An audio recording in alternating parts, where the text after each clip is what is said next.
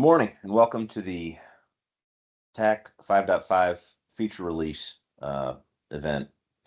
My name is Chris Lawrence. I'm Chief Engineer with the TAK Product Center, and today we'll be running through the majority of the TAK products, providing overviews of the new features that are going to come out with the 5.5 versions. You'll see those start to hit tak.gov sometime between now and the TAK offsite in about 1 month. Today we'll be going through ATAK, TAK server, TAKX, BRTAK, and WinTAK. We'll probably be spending somewhere between 10, 15, 20 minutes on each product. You'll notice if you attended the last event that we held or one of the previous ones, typically we do those in a normal Microsoft Teams meeting, but due to the attendance that we had last time and some of the technical difficulties associated with that scale, we're using the Microsoft Teams Town Hall function for this one. So that means a couple things. The meeting is going to be automatically recorded and transcribed, so we'll make it available for download after the event. But one of the drawbacks is that we do not have any chat or Q&A capability with the attendees. So for those of you that do have access to chat.tak.gov, please feel free to post any questions, comments as we're going along in the Town Square channel, and we'll do our best to answer it. For those of you that do not, please send any questions in to support@tak.gov, and we'll do our effort to respond to you at some point soon after the event. In terms of today's content, it will be strictly Distribution A public release. There will be no discussion of mill-specific capabilities, so everything you see in here will be functionality associated with the sieve baselines of the products. For any mill-specific features, for those of you with access on tak.gov, you'll be able to read about those in the specific product change logs following release. We also do not plan on taking any breaks today, so if you do need a break, please do excuse yourself. And again, you won't miss anything. We'll have the recording up so you can review sometime in the future. So with that out of the way, I'm going to hand it over to Sean Bisgrove to walk us through ATAK 5.5. Yeah, thank you, Chris. I'm going to go ahead and share my screen and walk through, as Chris indicated, the civil or the civ version changes specifically for ATAK. Okay.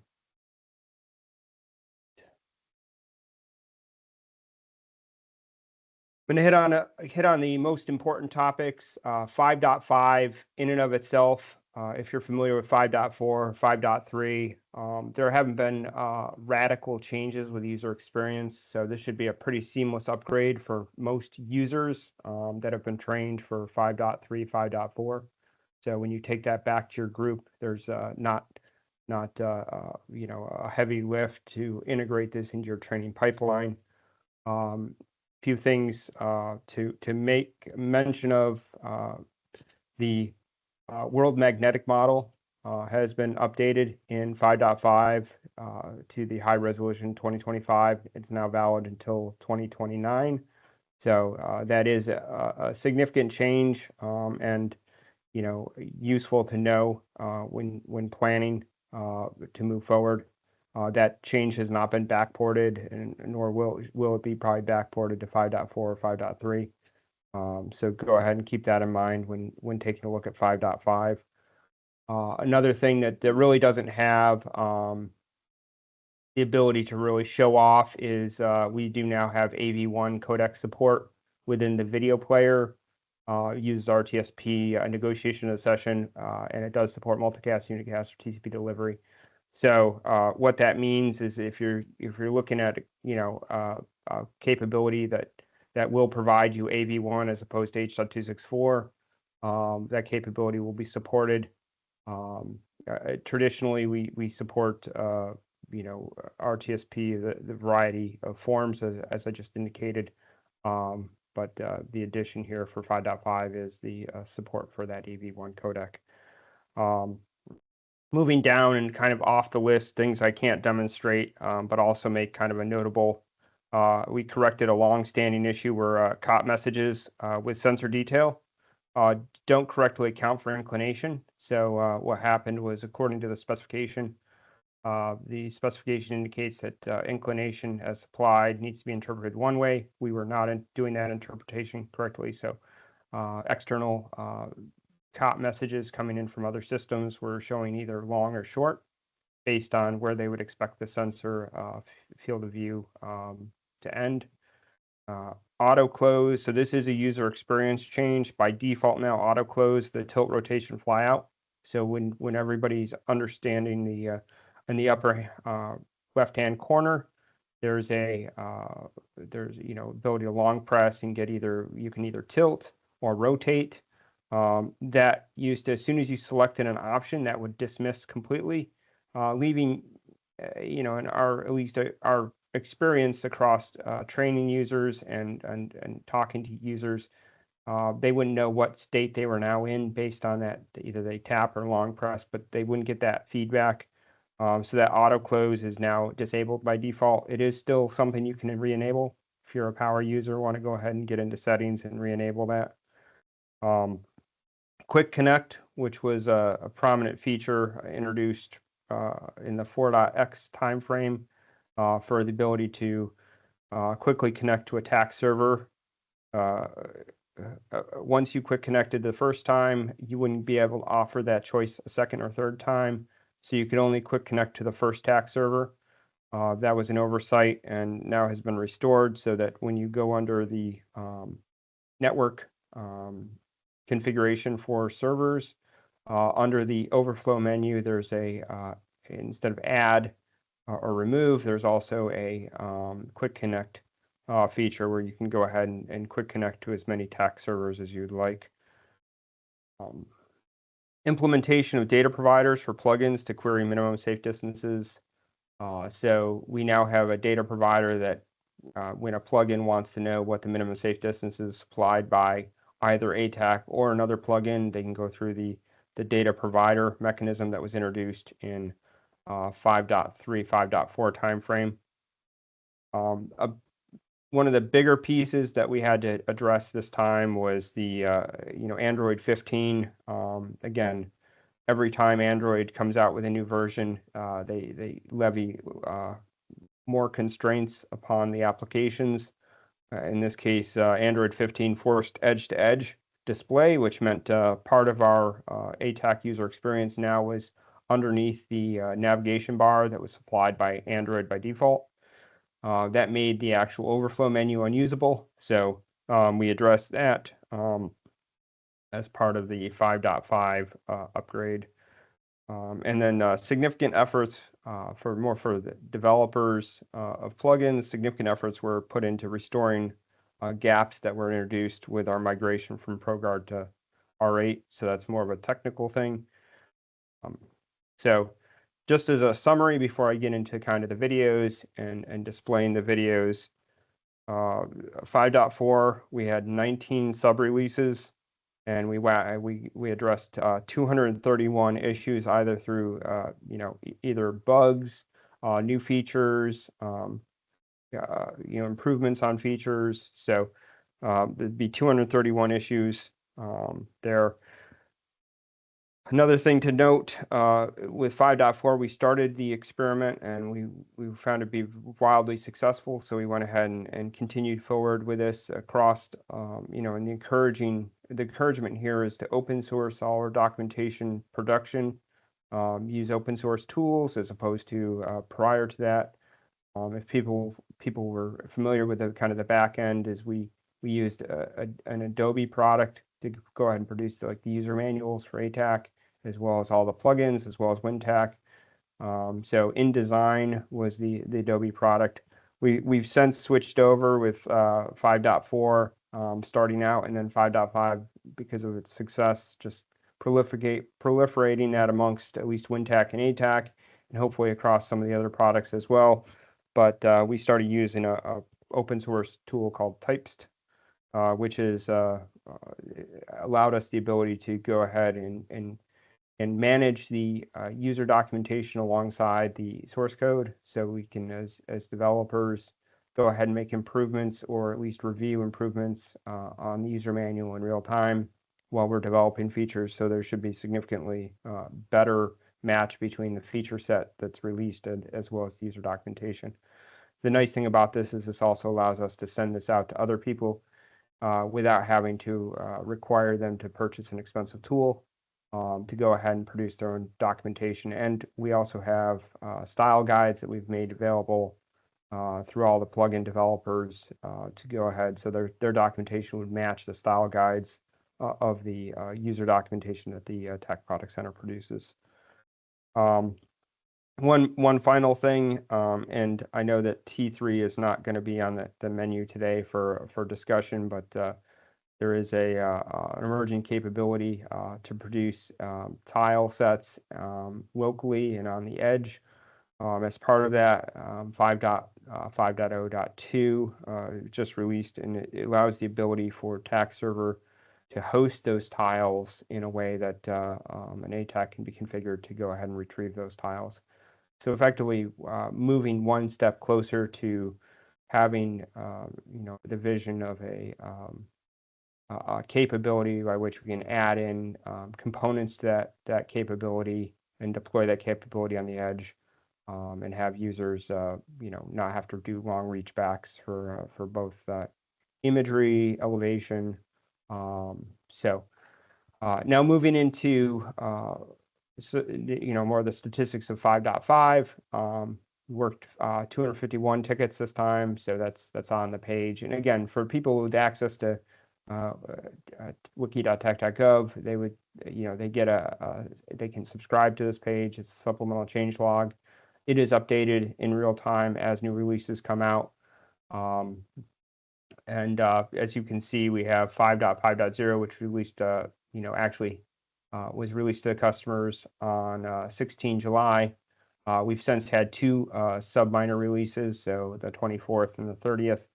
And I'm going to work through those kind of in reverse chronological order. One of the things that I would like to kind of point out to every user out there, we are going to have a release, whether it's 5.5.1 or whether it's a sub-minor release 5.5.0.x, that is going to introduce D&E capability. So, just keep that in mind.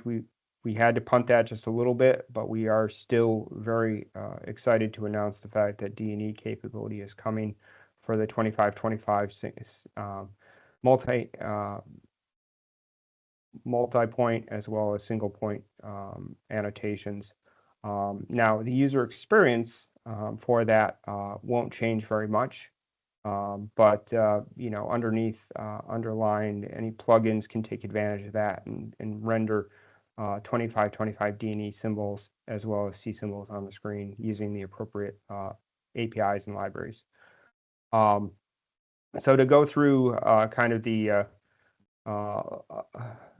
kind of the more visual things that changed within 5.5. Some things are rather simple, but do make a big difference, and I'll kind of talk through those as I'm sharing. So, additional details for when you load plugins. Right now, what you're seeing is your typical ATAK package management screen.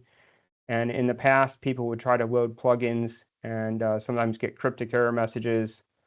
That they would come to some of the support channels and say, hey, I built this plugin, it's not able to load, I got this failure message, why did it fail? And if you can see right here, at least it's giving people now a little bit more that, hey, the plugin that you tried to load is a debug or is a release plugin, and you're trying to load it in a debug build, and vice versa. So you basically a mismatch between developers usually would encounter this, but more so they would go ahead and maybe release a plugin to an end user and say, hey, can you test this out?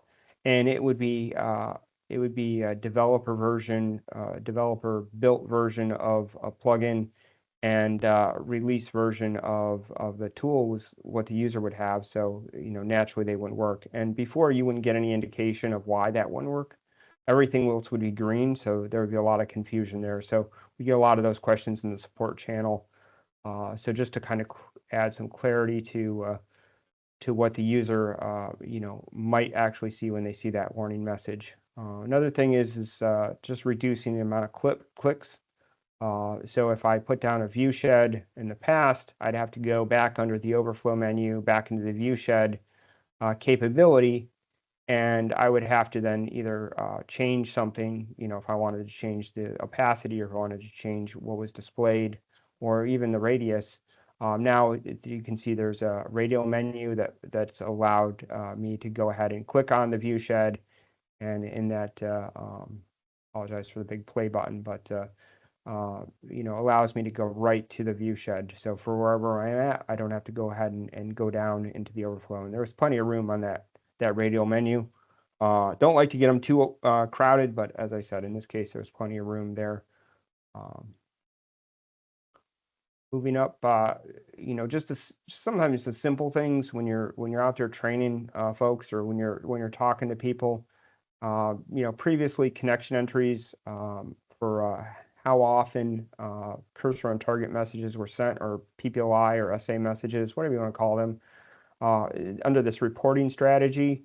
The confusion is it said reliable and unreliable. And, back when we first started back in 2011, 12, 13, 14, TAK servers, connection to a TAK server was considered reliable. Mesh networks are considered unreliable. That doesn't mean, that translates well into today's technology, terms when you can say, hey, my TAK server's, not up very often, so it's, or my connection to the TAK server is unreliable. It doesn't translate well when you're talking about trying to tell the user why they'd want to toggle these dynamic, or static reporting rates. So I went ahead and just changed them. So, hey, dynamic reporting rates when you're attached to a server versus when you're actually on like a mesh network. So, just simple terms like that, some polishing of the product in order to help new users understand what that means. Moving up, some of the nicer products here, or nicer additions here, channel hierarchy. So when you're dealing with channels, it used to be if you had channels enabled, there'd be a massive list potentially on your server. Gone ahead and one of the developers, Josh Blomberg, was able to fit this in where he was able to get it to now nest the channels. So if you have a hierarchy of channels and you want to take and turn certain channels on and off. So in this case, we have North Carolina. It's composed of 3 different channels, and underneath 3 different channels underneath that. So you can go ahead and start toggling groups of channels on and off, as opposed to sitting there with this massive singular list where you're going to have to just walk through the entire list.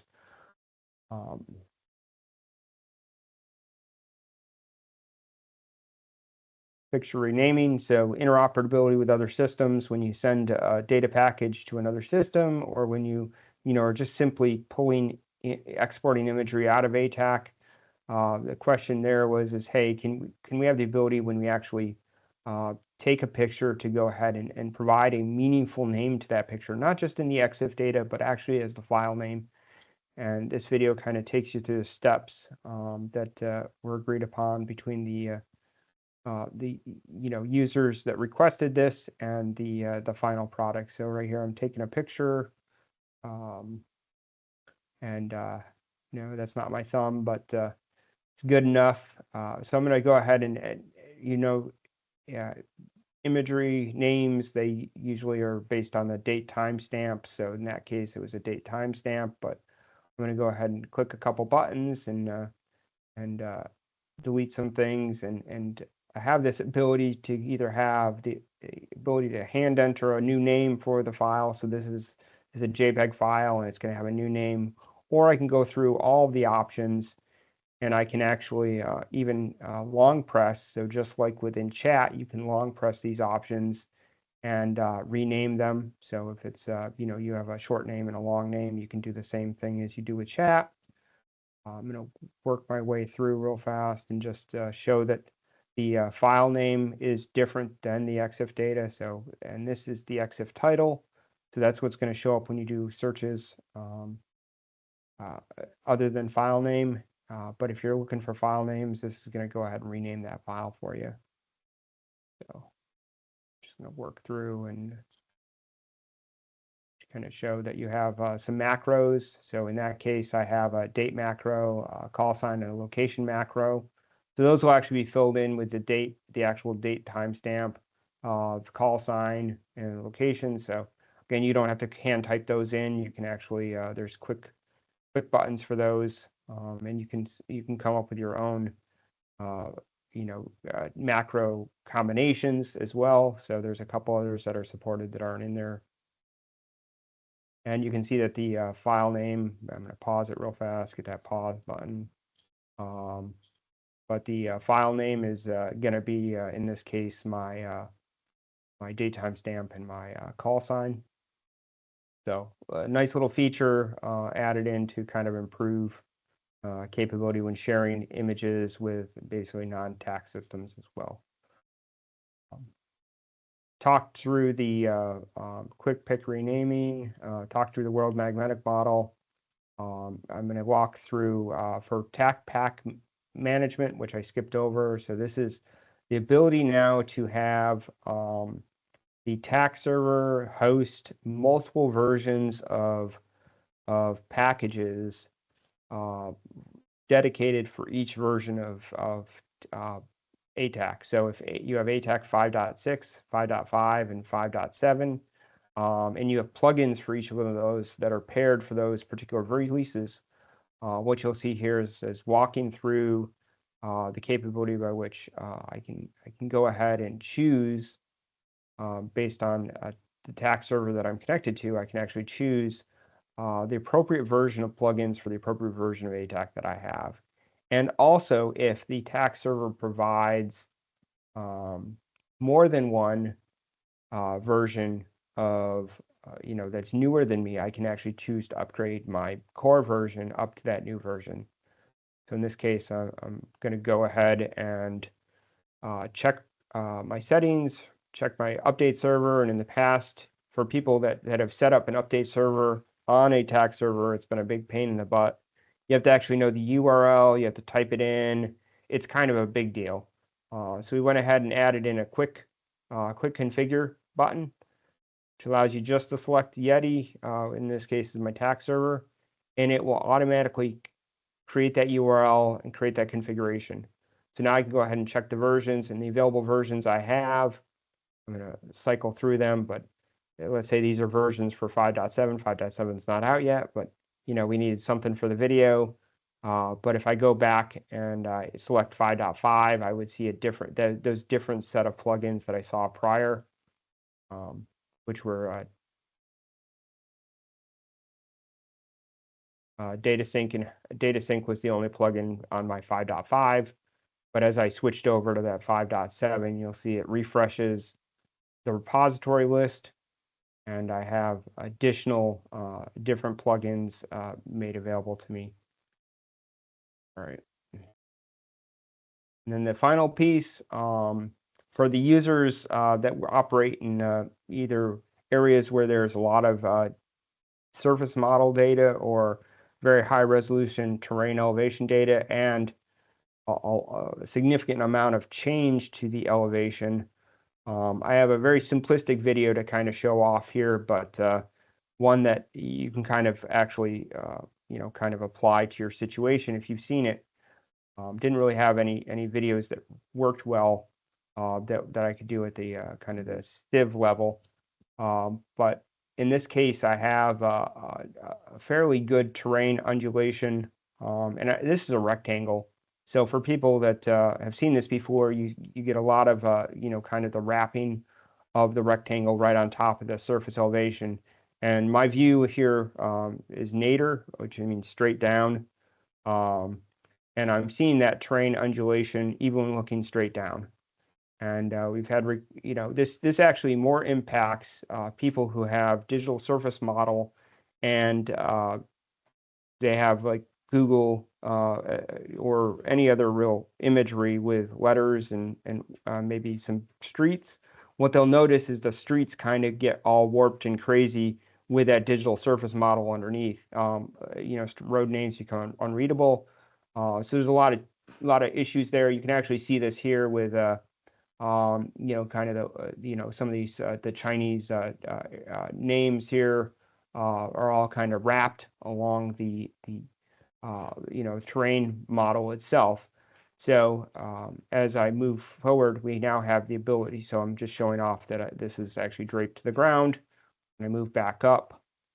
I go ahead and lock her back into straight down, so that nadir view. And I'm going to move into the overlay manager maps and controls. There's the render elevation when nadir. And if I actually tick the box there, you can see that actually everything becomes now straight as an arrow. That rectangle looks correct. All the names of these the villages, towns, or whatever kind of become flat because there's no more elevation rendering at that nadir. So big request, hopefully useful for some groups of people, especially when operating in that elevation dense or elevation kind of mode where they're looking straight down and they just want to be able to read names and not see all their drawings and symbology kind of warped funny over the elevation when it doesn't give them that much. All right, so having gone through most of that, a bunch of other things. 5.5.01, we have we got some notification that some force so for those people that don't speak English, obviously ATAK Civ has translations for those many countries. We're up to like 9 or 10 now. We do have the ability to force that back into English. In some very small cases, we weren't getting that force back to English, so we're going ahead and fix that as like a 5.5.01. And then 5.5.02, the big one there is the ability for TAK server to serve off tiles. Now, in and of itself, people know how tiles are served. They're just served by basically a standard web server with an appropriate layout of structure. So there's really nothing fancy that TAK server is doing, except for TAK server has traditionally supplied a web server off to the side that allows for arbitrary files to be served from. Those require that you use the same certificates that you use for the TAK certificate authority that you use for the TAK server. So correcting that was a big deal, because that now allows us to kind of minimize that footprint of what people have to actually administrate when actually now starting to talk about deployment of tiles. So unfortunately, nothing too terribly big for 5.5. A lot of work, as I indicated, went on underneath the covers. As I said, 251 tickets worked off, mostly trying to get us into a good position as the product line moves forward. One thing, and I will end with this, just as a kind of a public service announcement so people can start talking about it. And I have confirmed as of today, Mr. Sid, the company WinTAK, which produces Mr. Sid imagery. Mr. Sid, WinTAK itself was acquired twice now, two different companies. So it was acquired by Monotype, and then Monotype was acquired by Extensis. Currently, Mr. Sid, the libraries are a binary set of libraries we use within the TAK products.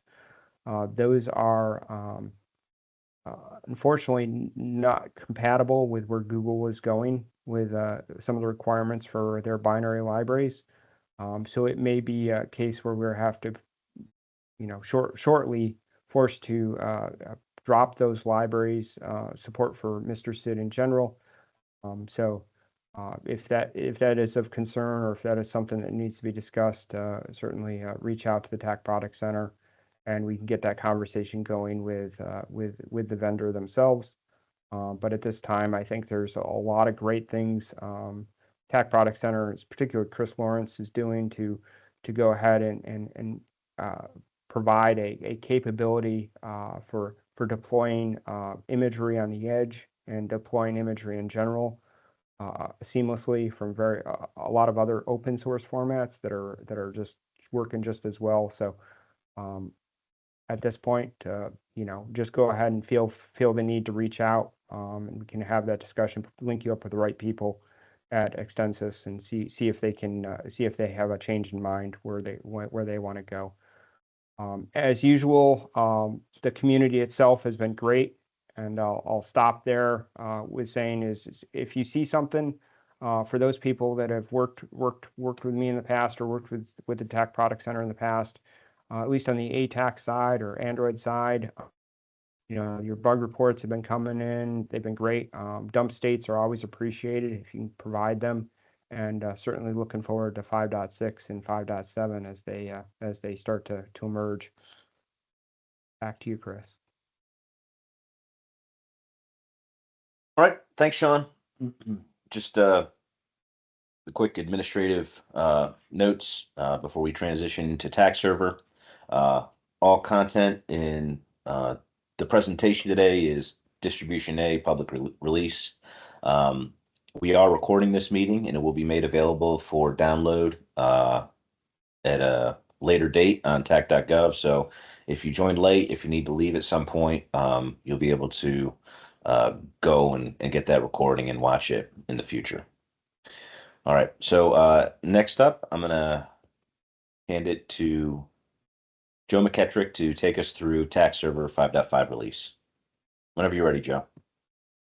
Thanks, Chris. Hello, everyone. Yes, this is the TAK Server 5.5 feature release. Let me go ahead and do a screen share here. And I'm going to kick this off with some videos that will show some of the new features in 5.5, and then after that, I'll move back over to running through some of the changes while walking through the TAK Server 5.5 changelog. So is that coming through?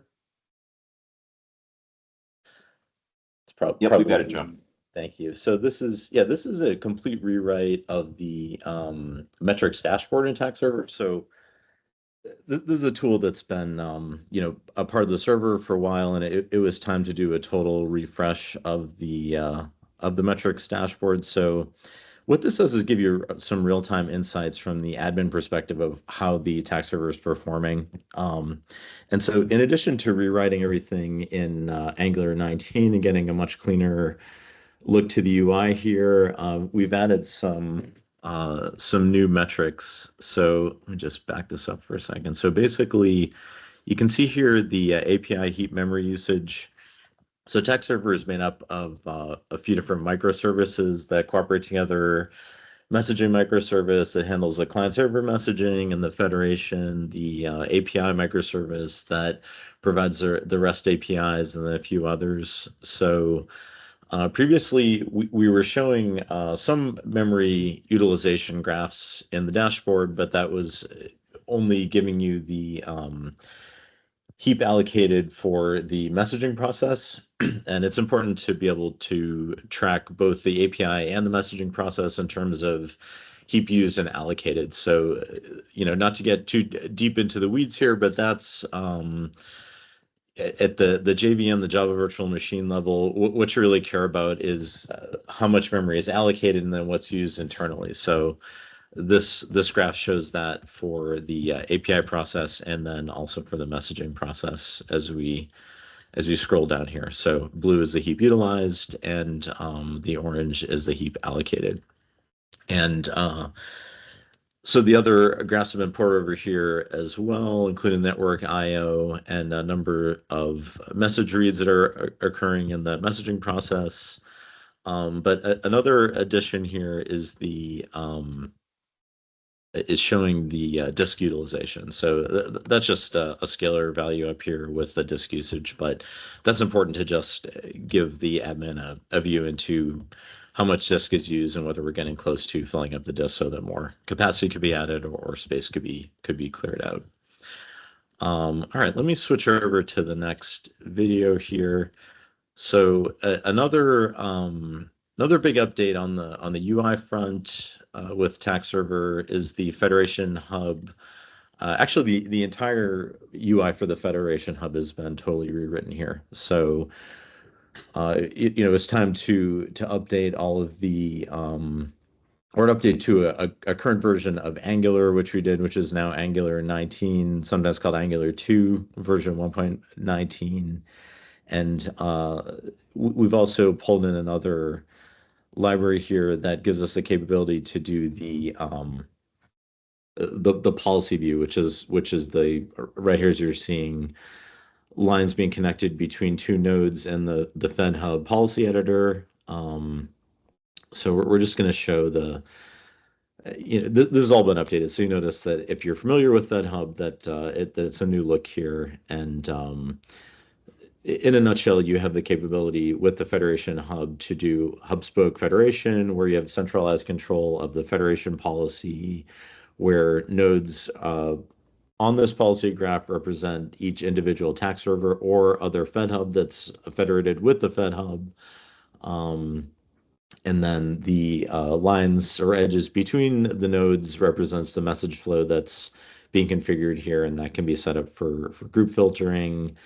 This is showing the token-based authentication. That's also a new feature in 5.5 here in the Federation Hub, where previously we had the capability to do token-based auth where you could provision a token in the Fed Hub UI that could only be connected to from the TAK server, but that's been extended in 5.5 so that we have full support for all the different connection scenarios to support token-based auth with OAuth 2 and JOT tokens. So that simplifies the flow for setting up your federation in a lot of scenarios. So this is showing the outgoing connection where if you have a federation hub and you want to make a connection to your TAK server, you can do that from the UI here. And then green in the graph here indicates that the connection is active. And this is, another view into the active connections in a table form so that it's more, easier to just see that all at once in a table. So also on the metrics front, we have a new dashboard, pretty similar to the the TAK server metrics dashboard, where we can see memory usage for the Federation broker. In this case, we're really interested in the memory usage for the broker itself, as opposed to the API and the messaging that I was talking about in TAK server. It's a slightly different architecture in the Fed Hub, but so also in terms of increasing the richness of the product for annotating the graph, you can add annotation blocks here to basically indicate what something is, and some other features in the pipeline here are related to other UI updates that are going to be coming in 5.6, like grouping and some other capabilities there. But yeah, that's basically the update there. So let me jump back over to the changelog here. So next up is documentation.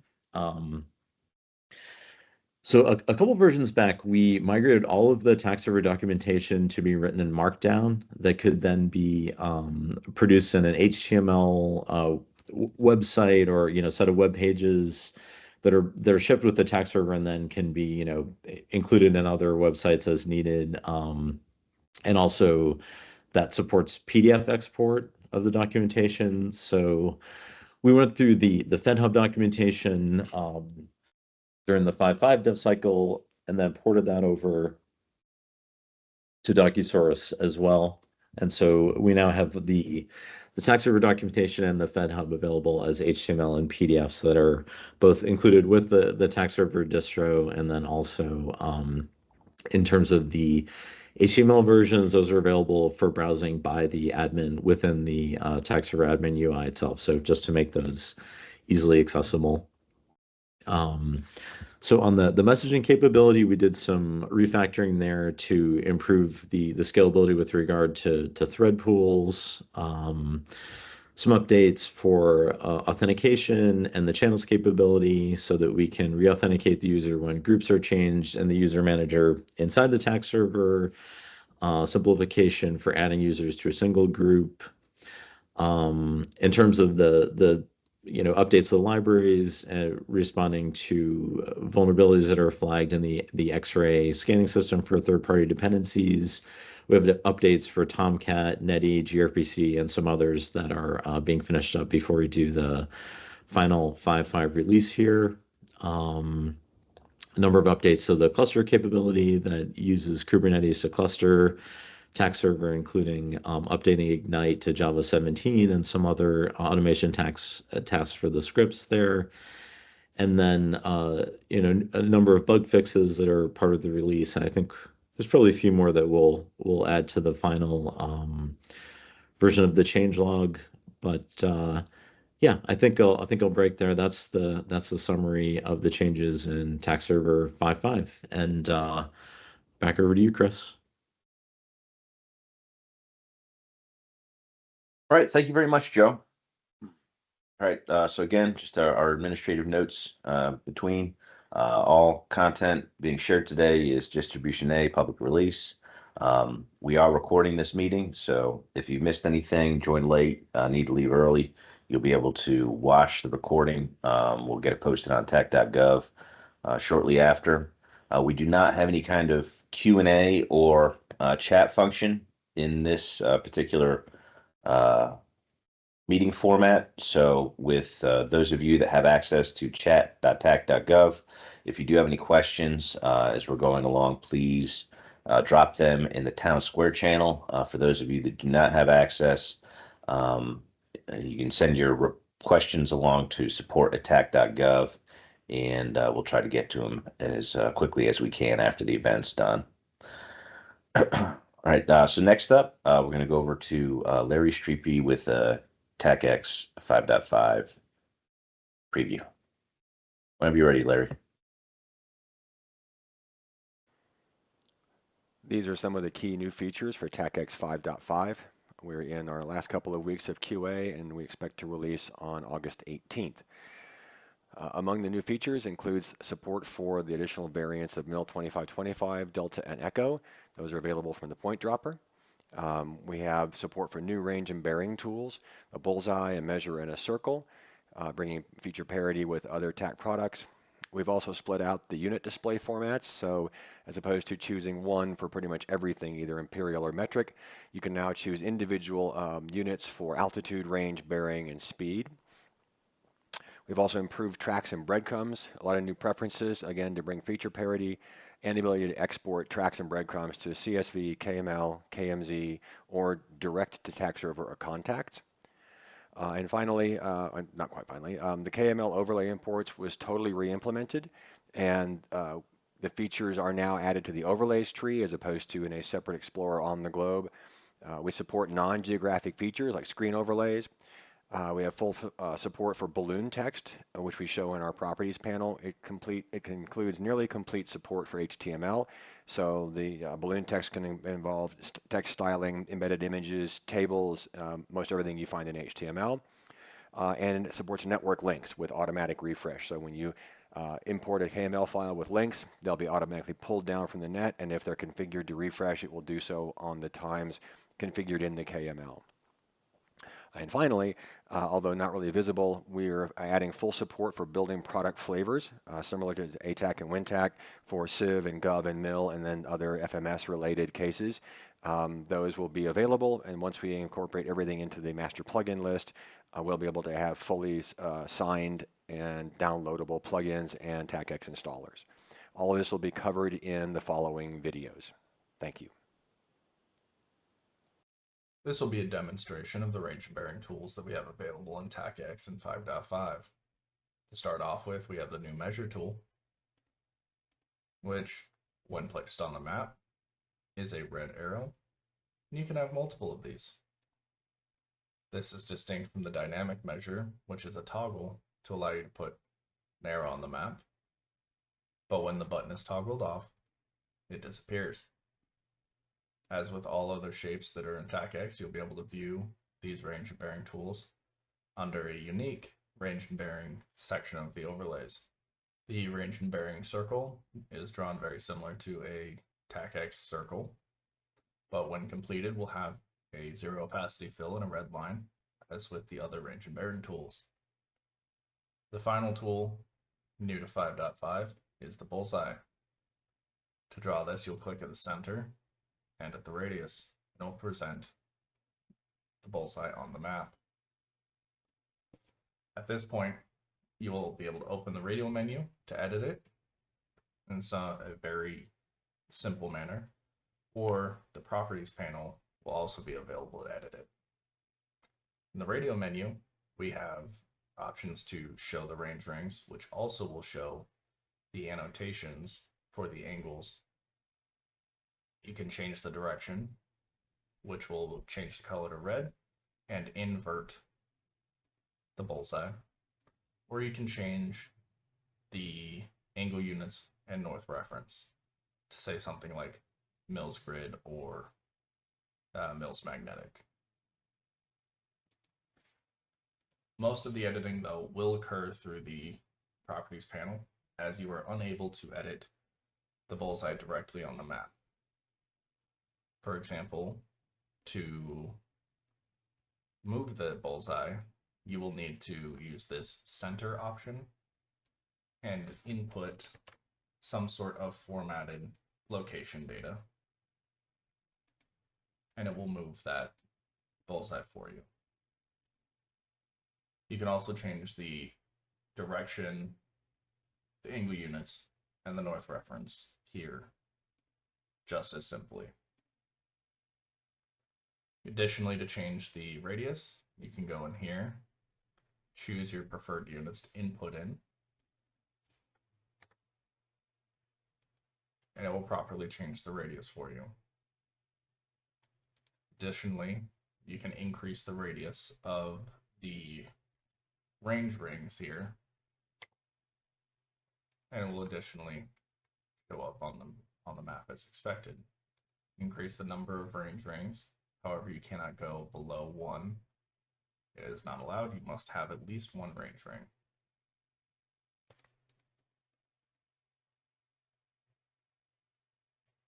And that concludes the range and bearing tools review for TAKX 5.5. 2525 and TAKX 5.5.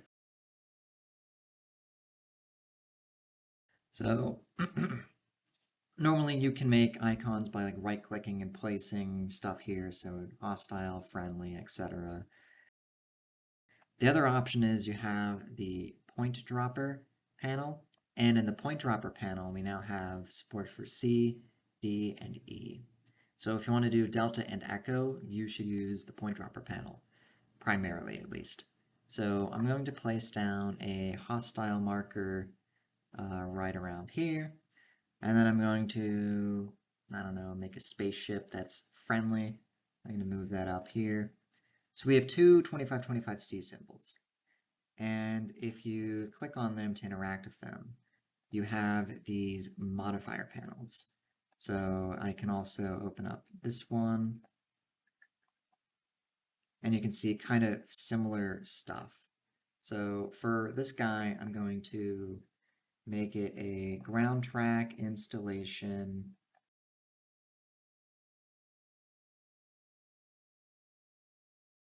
I'm going to make the icon a bit bigger so that we can see it a bit better. Hit apply. So you can see we now have this tent at this arbitrary location, and I'm going to now add some modifiers, so I don't know, like 100, 200, and then when you hit apply, you can see that the value now shows in the corner there. So I can also then add a unique destination, so some house, click off, hit apply, and you can see the thing is there. So I can make this a bit bigger so it's easier to see, but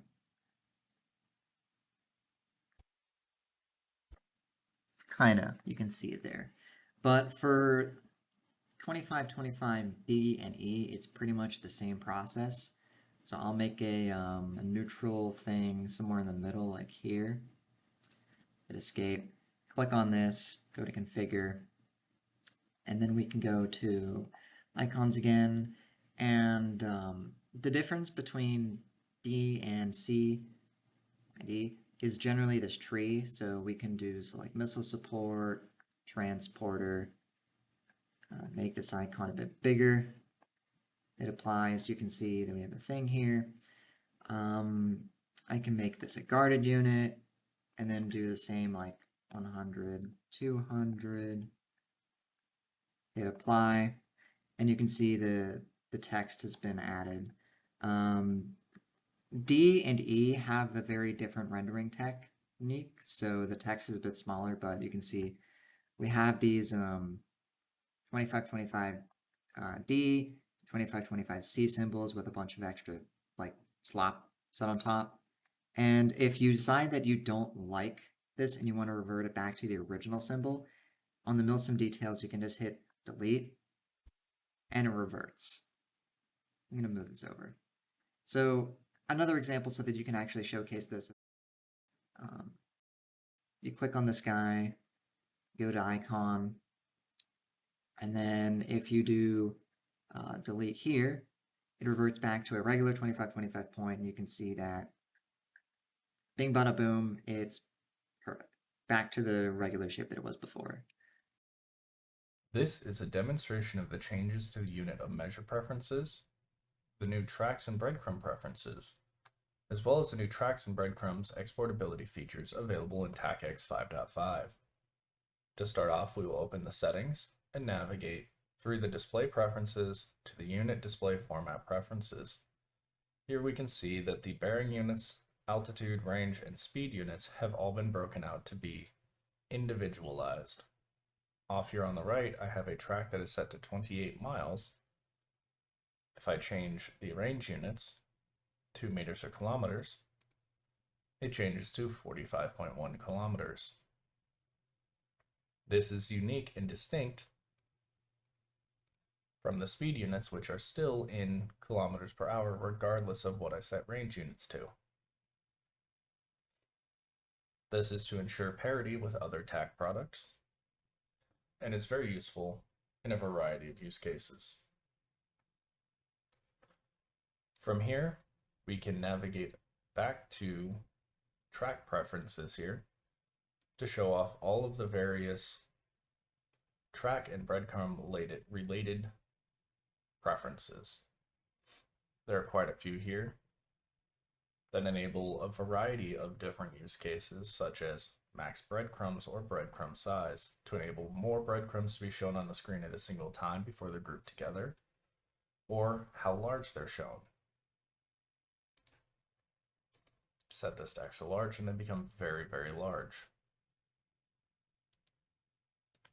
To move on to the new exportability features for tracks and breadcrumbs that have been introduced in TAKX 5.5, we have this track from a little bit ago that has this arrow intended for exporting. We can export to a CSV, a KML, KMZ, or to a TAK server that you're attached to. The first three options will provide a file to save to your system, whereas the last one will directly send it to the server to be downloaded by others. In TAKX 5.5, we've completely re-implemented our processing of KML imports using both the TAK kernel and a second library to process screen-oriented as opposed to geographic-oriented features. As an example, I've loaded in a simple KML sample document that contains a lot of feature types to explore the different types of folders, paths, polygons, all the supported feature types. An example here is we've got under styles and markup an icon that is has a complicated description on it. Now double-clicking here will navigate me to that item. If I click on it, you'll see over here in the properties panel that the balloon text, as KDML calls it, is shown, and it supports a nearly complete subset of HTML for styling lists, text types, headers, embedded images and embedded tables, providing a lot of freedom for the type of information you want to display about a given feature. If I zoom back out, it'll clear that. Example of a 3D extruded polygon, we'll go to the Google campus. And note that the look at as specified by KML can include things like the tilt of the globe, the orientation of the globe to provide a specific view that you're looking for. So I will now reset my view.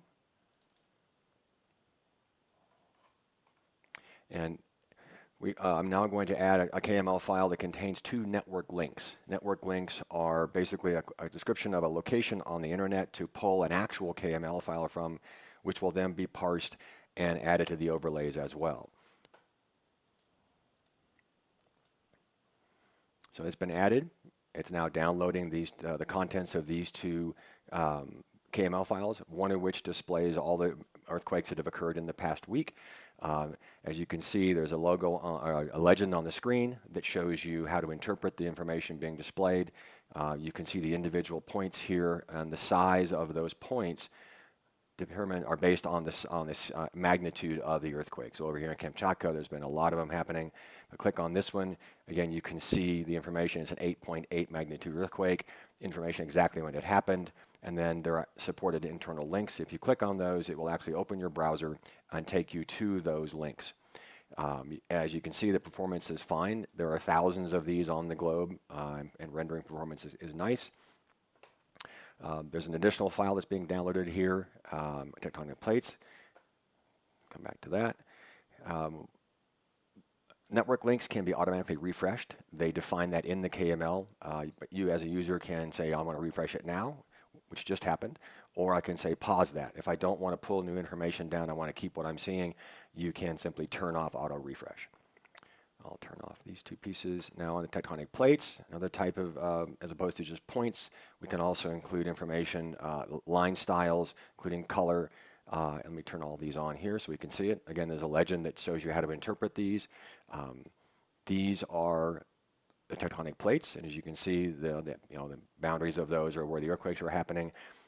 These icons, the arrows, those are oriented in the direction of movements of the plates.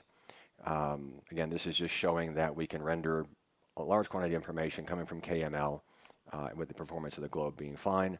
We can also just turn all these off at one time, so the user has full control over what's visible and what's not. And that concludes the demo. All right, thanks, Larry. Before we continue on, again, just quick administrative notes. Everything presented today is distribution aid, public release. The meeting is being recorded, so if you join late or you need to leave early, we will have the recording up on tak.gov at some point in the future, so you can review whatever you may have missed or go back and watch something again if there was something you wanted to review.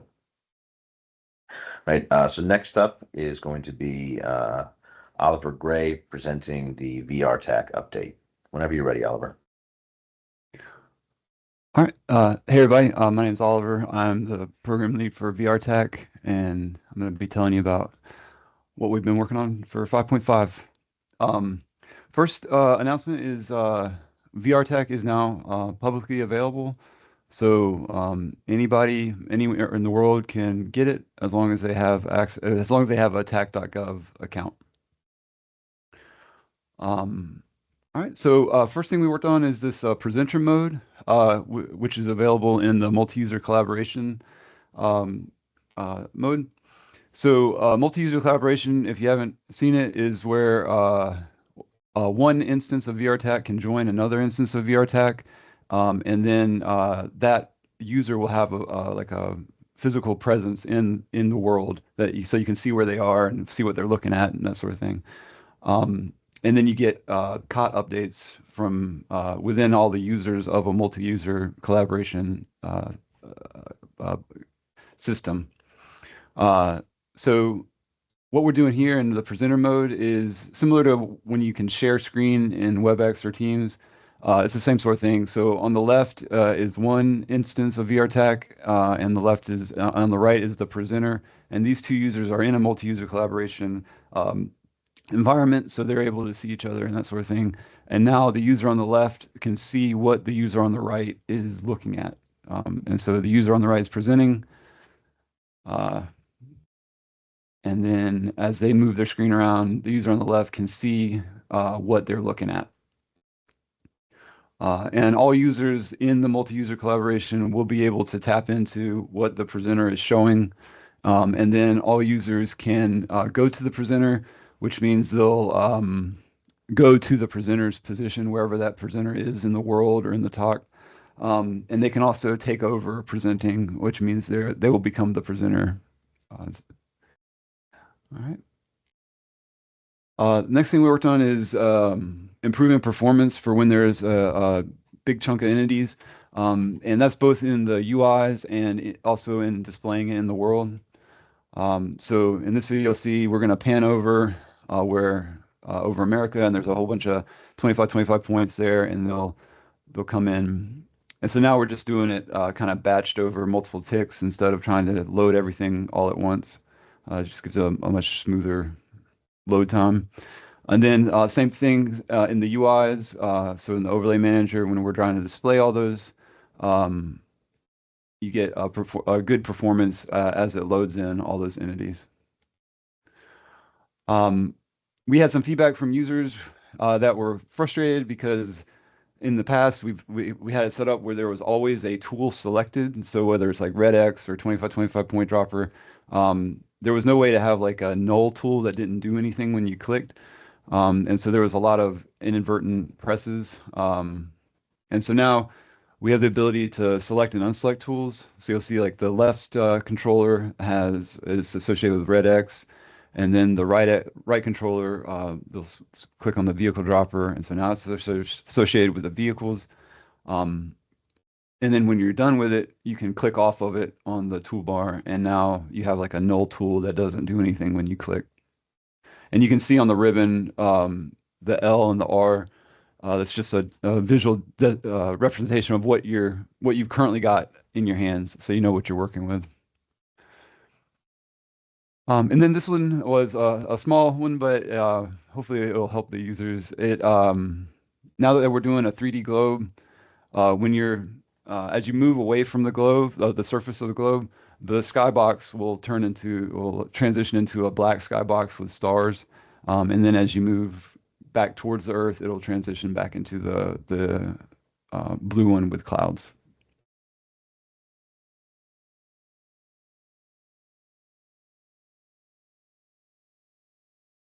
One of the major features that we worked on for this cycle was the ability to customize the toolbar. So this is getting into parity with other TAK applications, and there's now you'll see as I get into it, it's a drag and drop interface for modifying how the buttons show up on the toolbar. So you can create different layouts, load them, and then within a layout, you can create a new tab with a new category in it. And then you can put different buttons into that category. You can move buttons around to whichever categories you want. And this is all something that you can export out and share with other WinTAK users, and then they'll have the same ribbon or toolbar layout that you do. We added support for data sync keywords. This is both the data sync as a whole and individual entities within the data sync.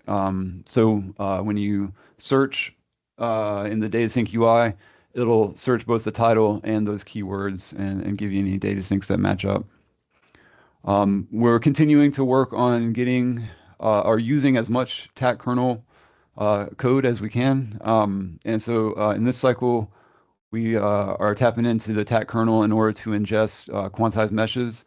The main use case we see for that is like with Cesium for their terrain mesh or for their height map mesh.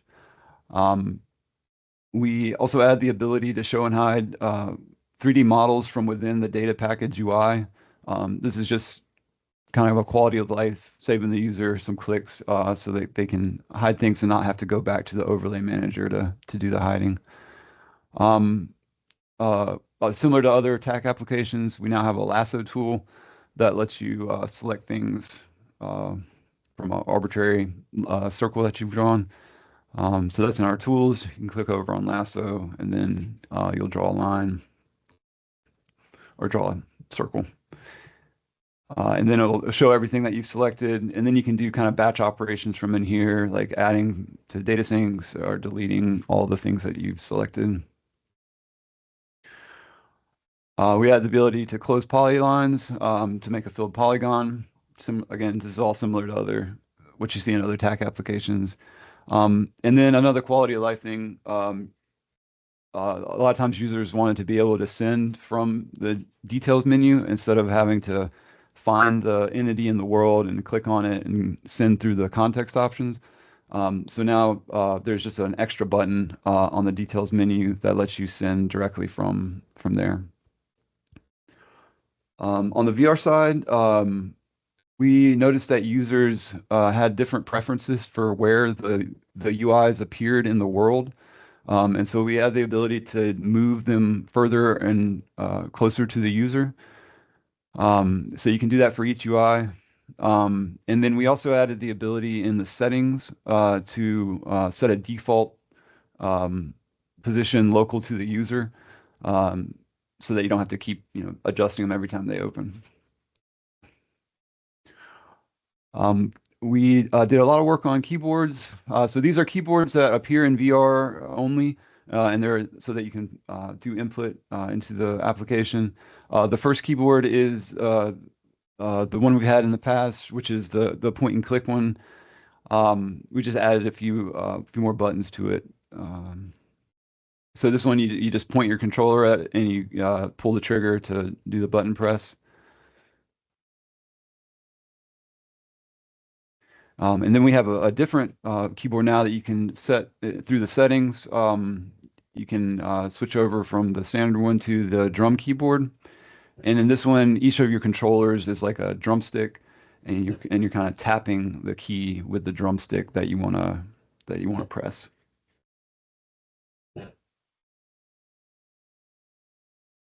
So it's just two different ways of doing keyboard input while you're in VR. On the terrain front, we have put some time into optimizing how we determine where the terrain is at a certain point. Whereas this used to be take some time, now it's a lot faster.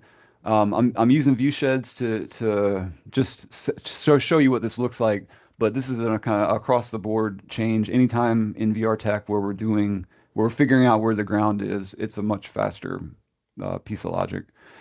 So with view sheds, you'll see there's this snap to ground checkbox, and if it's not checked, then all the visual indications will be at the elevation of wherever you started the view shed. So if you're in a valley and hills are around you, the visual indicators can go underneath the ground, which I'll show you just a second here.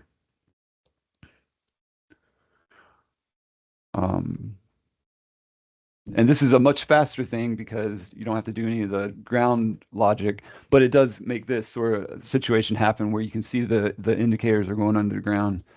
Now you can check that box and no longer get the large performance hit to generate the view shed. And you can see that the visual indicators are all along, they follow the contours of the terrain. We added support for some additional cesium imagery assets, 2, 3, and 4. Prior to this, we only supported imagery asset 1. 2, 3, and 4 are, I think, Bing with and without labels, and then like an OpenStreetMap sort of view. So here's, we're switching over to cesium imagery, asset 2. I think this is the one, yeah, this is the one without labels. And then we'll switch over to 3.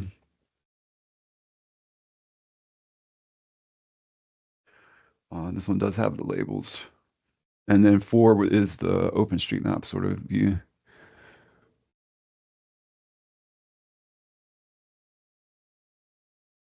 And all of the cesium ones, they just require the free cesium token, and then you can start tapping into that. All right. And then finally, we increased performance or improved performance for the vector tiles with buildings. And this dovetails with the terrain line traces. That's what made this possible. Whereas before it would take a pretty sizable chunk of time to load up the buildings because we were tracing down to see where the vert should be along the ground. Now we have a different way of doing that that is a lot faster, and so the buildings will load in much quicker.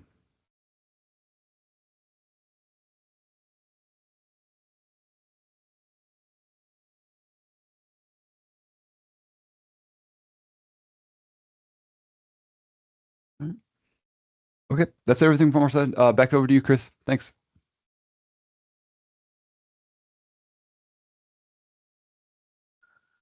Okay, thank you very much, Oliver. So our last presentation today is going to be WinTAK. Before we get into that, just again, our administrative notes. Everything that you're seeing today is Distribution A, publicly release. We are recording this meeting. We will get it posted on tak.gov shortly after the event ends. So you'll be able to go back and review anything you may want to watch again, or if you arrived late or need to leave early, be able to catch anything that you missed. We don't have any kind of Q&A or chat capability with the Teams Town Hall. So for those of you that have access to chat.tak.gov, please feel free to drop questions in the Town Square channel there. Or if you don't have access, send anything you've got to support at tak.gov, and we'll respond to you as soon as we can after the event. So with that, we'll go over to Brian Laird for the WinTAK 5.5 review. Whenever you're ready, Brian. Thank you, Chris. Yep, looks like I'm sharing my screen. So hi, everyone. I'm going to be going through the WinTAK 5.5 update. So I'm going to be using the PDF changelog, which will be available on the wiki when we get closer to release. So just start scrolling down here.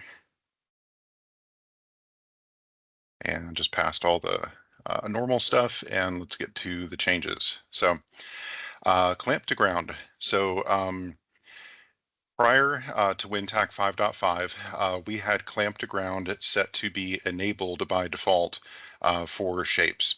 And we have found that that has caused some confusion, especially with thinking that WinTAK does not support 3D. So we have changed now the default clamp to ground for 5.5 to be disabled, again, just for shapes. So these would be for things from the drawing tools, rectangle, circle, ellipse, polyline, all those.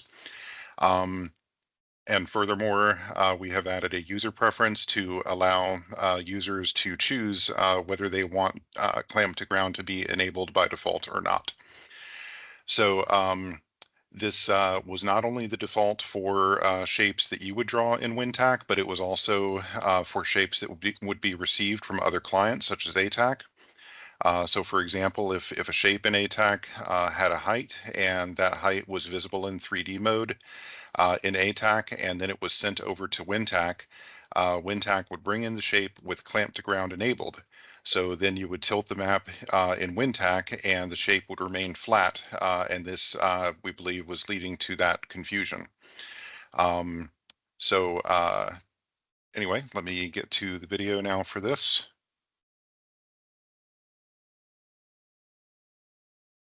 All right, so let's see, basically I'm looking at the Grand Canyon here and I have DTED terrain data loaded for the world.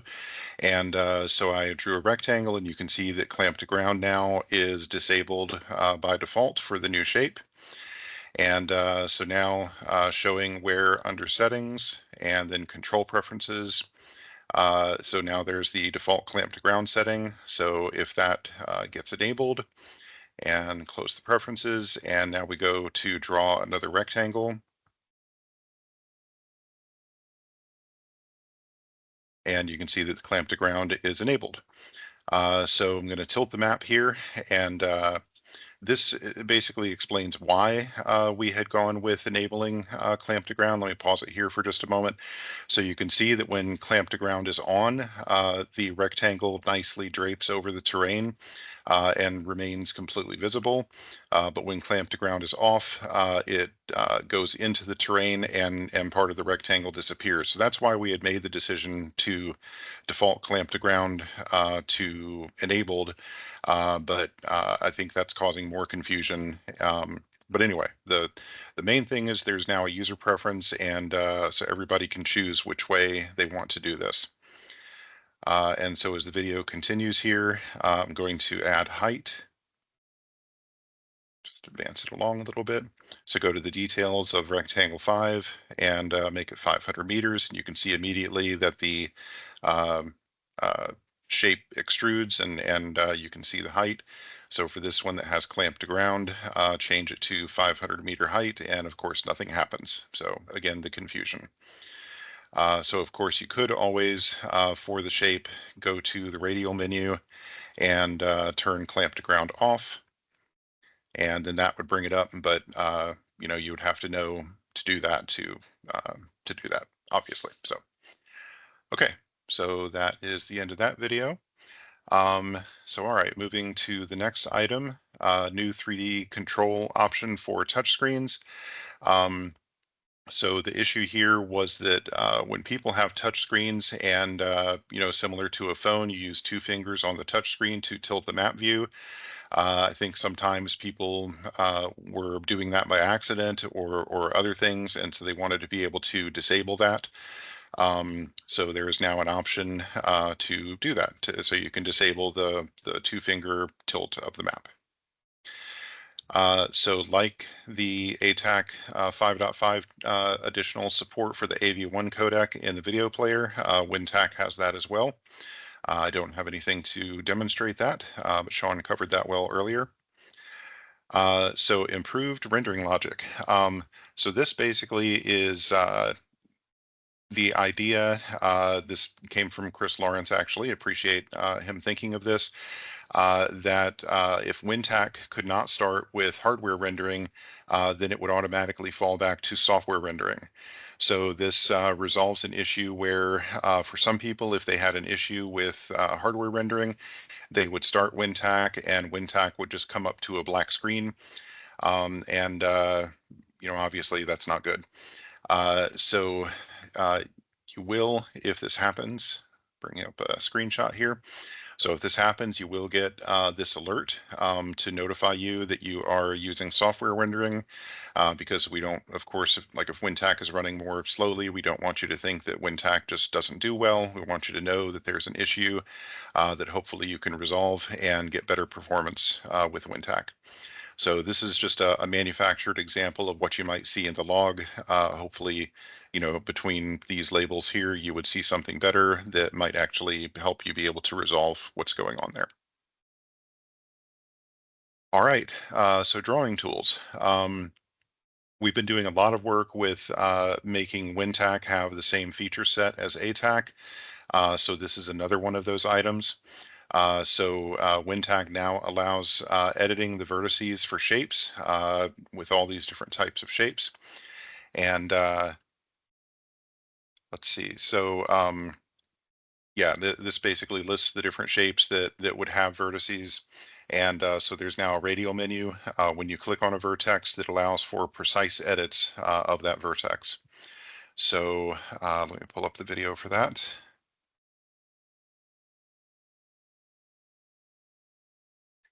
All right, so going to draw a rectangle to start. And skip through. You don't need to watch me just draw everything. So I'm also drawing a polyline here, roughly following the Colorado River, purposely threw in a couple of slightly off locations just so I can show editing those. So right, editing the rectangle. And so I'm going to click on, I believe, the upper right vertex there, and you can see the radial menu that now comes up. So you have those 3 different options. That's the fine adjust. And so I'm going to go ahead and click on that. And then again, previously it was just coarse movements, but now you can get very precise with where you want to move these points to. The additional options are just directly edit the coordinates to put those in and edit the MGRS easting and northing. So then with polylines, it's probably even more useful. So because you've got a lot more vertexes and probably a lot more precision that you want to do with polylines. So again, just showing moving vertex to a very specific location. My mouse is a little bit sensitive on there, so moving it around a little bit as trying to place it. So again, on that one, and again, it also has the options for manually entering coordinates and the MGRS easting, northing option as well. Additionally, for polylines, we can do a delete on a vertex. This was actually there before, but just showing that that functionality is maintained. And then, of course, you can always, as you have before, right-click on the polyline to add an additional vertex. And that vertex, you could then bring up the radial menu as well. All right, so route elevation profile. So basically, if you do a route and then you bring up, and you have, of course, terrain information, and you bring up the elevation profile, we show the max and min elevation gain and loss we used to show it in feet, and we used to always show it in feet. And that's the issue that was resolved. So basically now, I'm going to go ahead and pull up the video. I wasn't sure if I was going to for time, but let's just go ahead and do it. I'll jump through it to be a little bit faster. So I've got a route here. You can see that the units are in feet. And then I'm going to go to the unit display format preferences up here on the upper right and change the altitude unit to meters. And when I do that and then click OK, you will see immediately that those units change in the elevation profile. So the issue was that even if you changed the altitude units to meters before, these units in the elevation profile would not change. So clicked OK, and there you go. Now they are in meters. All right, so pan to marker and data sync feed. This is another parity issue with ATAK. So now, I mean, just the text here, if you select an image with a location marker in a data sync feed, then the map will go to that location and mark the item as selected. Support for vehicle block models. So let's go ahead and pull up the video for that. All right, so again, this is another parity issue with ATAK. So if you have vehicle block models, you need to put them under this directory, your app data roaming WinTAK tools vehicle blocks, and this vehicle blocks directory will not exist. Most likely you will need to create it, and then you can drop your block files into there. And you will need to restart WinTAK after dropping these in so that it shows up. In this video, restarting WinTAK had already been done, so it didn't need to be done as part of this video. So then you go to point dropper, select vehicle outlines, and then there are the block models listed there. And then you can click on them and place them on the map. And of course you can, the video also shows that you can move the vehicle models and you can change the default color and then place the vehicle model with the new color, and that will apply as well. And I believe at the end here, the map is going to tilt, and you'll just see, you know, these vehicle models, of course, do not have any shape to them, so or depth, I guess, something like that. So they don't show anything different when you tilt the map. All right, so basically, this is just a rename. So again, another ATAK parity issue. So in ATAK, there is a separate plugin called Drifter, and in WinTAK we have it just built into the main application, and it was called Dead Reckoning, and we have now renamed that to Drifter so that it matches the name that ATAK uses. But nothing should be different with the tool. All the functionality should be the same. basically just the rename is what happened there. So, all right. For the go-to tool, address lookup, this is something that we found late in the development cycle, and that is that Microsoft no longer offers a free service for basically doing coordinate to street address conversion and the other way around. And again, because this was late in the development cycle, we did not get the chance to provide to make the change yet so that you could enter your own key. So to make sure or to try to prevent confusion, what we have done is basically disabled there would normally be an additional tab here in the go-to dialog, ADDR for entering an address, and that no longer shows by default. But you do have the option to enable that entry in the go-to tool. And again, right now you can't choose Windows geocoder because it's just not going to work.